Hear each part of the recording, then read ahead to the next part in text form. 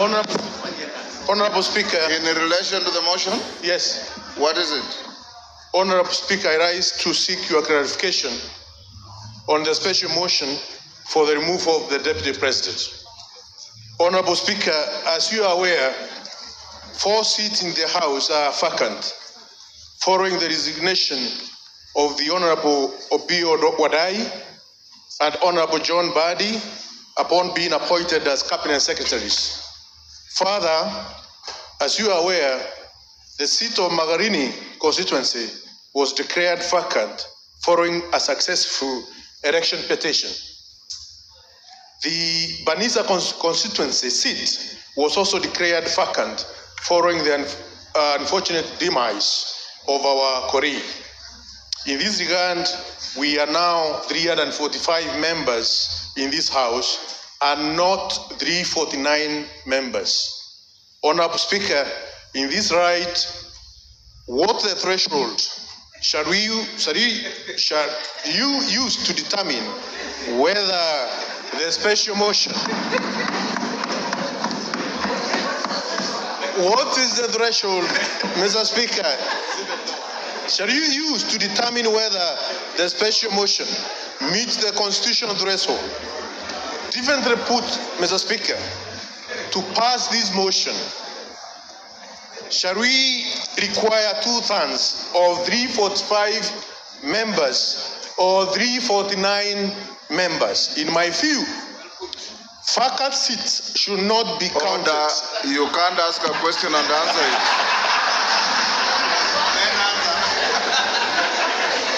You cannot ask the question and answer it. Honorable Speaker, let me prosecute. I'm trying to prosecute my point of order. In my view, vacant seat should not be counted in determining the voting threshold. Further, I wish to seek your clarification on whether our proceedings are varied in the right of the 4 vacant seats. Thank you, Honorable Speaker. Thank you. You've made your point.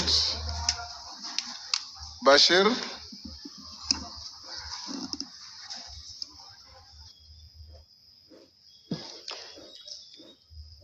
Honorable Speaker, Article 145 and 150 of the Constitution provides for removal of the Deputy President. Our standing order goes to great length on the same to explain the procedure for removal of the Deputy President, as stipulated under Standing Orders 64 and 65. Honorable Speaker, what is clear from reading of Articles 145 and 150 of the Constitution is that the role of this House is just to pass the resolution as to whether the Deputy President shall be impeached or not.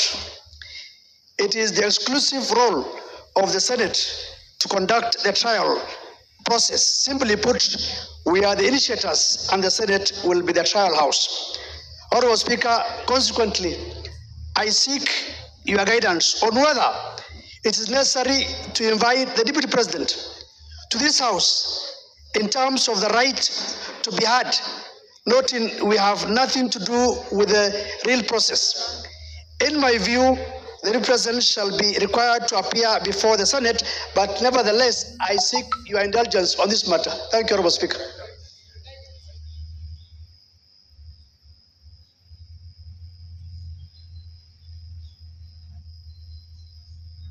Honorable members, we'll leave it there. Yes, Junet. Mr. Speaker, I don't intend to anticipate debate. I will not allow you to. Yeah, because this is just a notice of motion. But Mr. Speaker, there are matters that surround the notice of the motion that needs your guidance and action, Mr. Speaker, because, Mr. Speaker, this is a very momentous issue. Because, as you're aware, when this country gave itself the new constitution, Mr. Speaker, Kenyans were very happy. And this is one of the moments in this House, Mr. Speaker, when we are going to exercise Article 150, which has not happened before. So, Mr. Speaker, this is a very, very important matter for this nation, Mr. Speaker, that is being exercised through this House. But having said, Mr. Speaker, as you're aware, there are members from our side and members from the other side who have signed to this petition, to this motion, Mr. Speaker. And Mr. Speaker, I wanted to get your assurance as the boss of this house, as the leader of this house, as the speaker of this house, Mr. Speaker, that the 291 members of parliament who have signed to this motion, Mr. Speaker, their safety and security will be guaranteed, Mr. Speaker. Because the motion does not end at the tabling, at the notice of motion today. It will go through a process. It will be formally again moved. Members will debate and members will vote on it. Mr. Speaker, we want those 291 members of parliament to turn up here the day of voting, Mr. Speaker, without missing any one of them, Mr. Speaker. Mr. Speaker, we have just passed the new Inspector General of Police the other day here, Mr. Kanja. Not really. He must take responsibility as the Inspector General of Police, Mr. Speaker, to guarantee the safety, as the Inspector General of the country, Mr. Speaker, to guarantee the safety and the security of the 291 members. Mr. Speaker, you know this thing. What we are doing is not a small thing, Mr. Speaker. When Trump was being removed, was being impeached in the United States, Mr. Speaker, you know what he attempted to do. And what can happen here, you know, Mr. Speaker. And let us not fight, let us not begrudge anyone, because what the House is doing is constitutional, because the House is just exercising its mandate. It's not doing anything outside the Constitution. There is nothing unconstitutional that's happening in this House, Mr. Speaker. You can impeach a cabinet secretary, you can impeach a deputy president, you can impeach the president if you wish so. So, Mr. Speaker, this is an exercise that is given to us by the Constitution. So, Mr. Speaker, you've made your point. I have made my point, but I conclude by saying this, Mr. Speaker. That, Mr. Speaker, when we were elected, Mr. Speaker, as members of Parliament, we became the staff of the Parliamentary Service Commission. Each member here, Mr. Speaker, their employer, they are employees of the Parliamentary Service Commission, which you are the chairman, Mr. Speaker. So, Mr. Speaker, I have spoken on behalf of the members because when they were signing, that is what they told me. Mr. Speaker, as the minority leader, they told me, we are in support of this thing, we are really ready to move, but we want things done legally and procedurally and within the Constitution, inside Parliament and outside Parliament. Thank you, Mr. Speaker. Thank you. I don't want to open debate. Yes, Whip, what's your point of order? Honorable Speaker, I also seek your guidance and indulgence on the notice of motion that has just been tabled here today, because we all agree that post-2010 Constitution, this is unprecedented. In as much as it happened years back, this is very new, post-2010 Constitution, and we will need a bit of some guidance. Ordinarily, Honorable Speaker, any motion that is brought before this House and that is of public interest goes through the entire process, including public participation, Honorable Speaker. I need to seek your guidance and indulgence on the place for public participation as far as this notice of motion is concerned. Because looking at the jurisprudence that has been made by the courts and the lower legislative arm, which is the county assemblies, on the impeachments of the governors and deputy governors, Honorable Speaker, you'll realize and notice that many impeached governors or their deputies challenge their impeachment based on the process of public participation, Honorable Speaker. This is unprecedented, and of course it's my view that to replicate the same, to what happens on the impeachment of governors and deputy governors, and they invoke the element of public participation across the country. You've made your point. Thank you, sir. Yes, Majority Leader. Before you, Majority Leader, Farah has been raising his hand. I'll give you 1 minute, Farah. Mr. Speaker, I also join the other colleagues in this, but I've just one very important most important in this country to raise. Not only do we have to protect the lives of 291 members of parliament who have appended their signature there, we must also protect the system. The IG must protect our president to the hilt. Because you know the kind of a constitution we have. Any reckless thug can decide to change the course of history if, God forbid, anything were to happen to our president. You get my point? And there are people who we have been so worried lately. I get the feeling that they can even have the capacity to plan something like that. Let us make sure this information goes out. Our president must be protected to the hilt until this motion is over.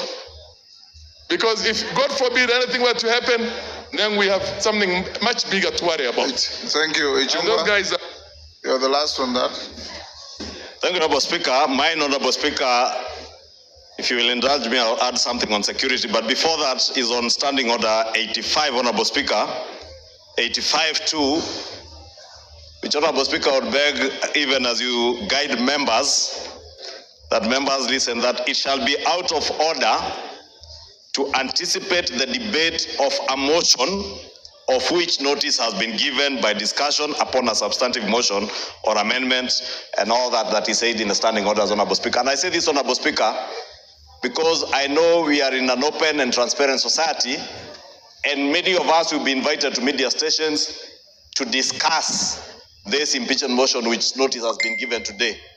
Just to caution members that it will be completely out of order to discuss the substance of the motion in media stations before debate, as is contained in our standing orders. So when we're invited to media stations, maybe we be guarded in what we discuss, so that we do not go into the substance of the motion until we are done with debate. After debate, Honorable Speaker, we are all at liberty to discuss, and that includes, Honorable Speaker, both those who have appended their signatures, like myself, and the other few who have not appended their signatures, Honorable Speaker. There are 58 members who have not appended their signatures. And Honorable Speaker, just to add on to what the Honorable Farah and Honorable Junet have said, Honorable Speaker, the security of members of Parliament is paramount. And Honorable Speaker, I say that looking at you, because you know on the 25th of June this year, Honorable Speaker, none other than yourself, you were a target, and you know that. And not a target for harm, but a target for elimination, based on the position you hold as Speaker and the ranking order should anything happen to the President or the Deputy President, Honorable Speaker. Honorable Speaker, I want to beg that you take with a little more weight the issues raised by Honorable Junet and Honorable Farah Maalim, because, Honorable Speaker, we have seen it on social media. We have been told by certain quarters that before March of 2025, they say bendera itapepea mlingoti nusu.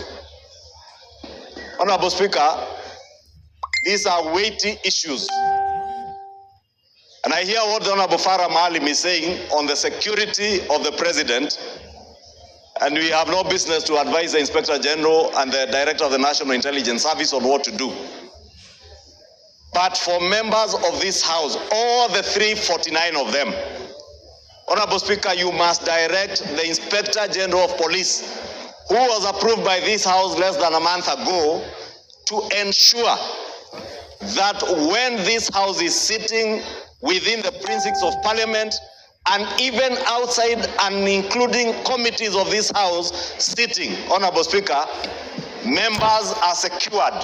Thank you. And even in their homes, Honorable Speaker, they are secured. Because, Honorable Speaker, I say this, being privy to the information that I was privy to and you are privy to on the 25th of June, and knowing, Honorable Speaker, that as Honorable Judet has said, we are not dealing with an ordinary matter.